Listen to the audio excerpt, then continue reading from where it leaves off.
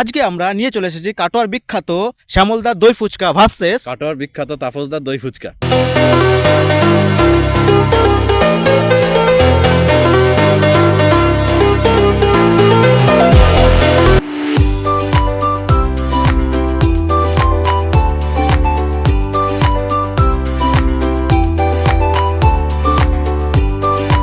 তোমরা দেখতেই পাচ্ছ আমাদের কোনো সেটআপ নেই, তাই আমরা বাদে চলে এসেছি শুটিং করতে।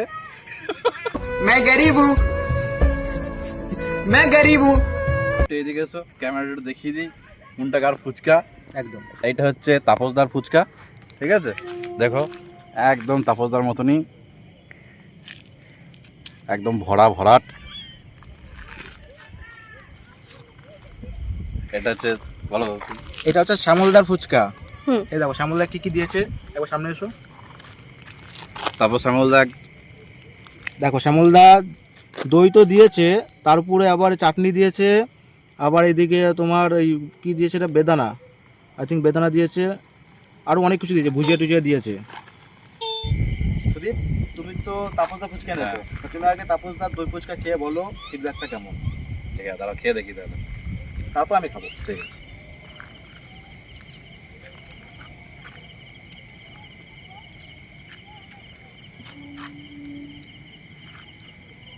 ভালো, একদম মুখে যাওয়া মাত্র ফেটে গেল, ব্লাস্ট হলো একদম মুখে যাওয়া মাত্র, দারুণ টেস্ট।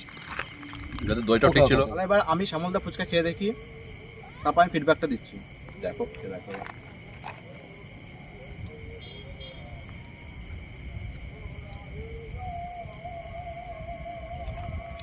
জাস্ট অসাধারণ।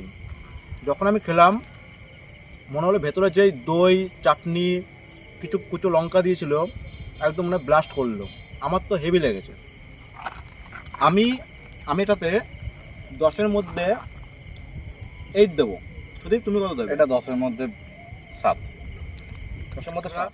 আচ্ছা তাহলে আমি এবার শ্যামলদা ফুচকাটা খেয়ে দেখি, আর শান্তনুদা তাপসদা ফুচকাটা খেয়ে দেখুক আমাদের কেমন লাগলো এক অপরকে, ঠিক আছে? তাই চলো।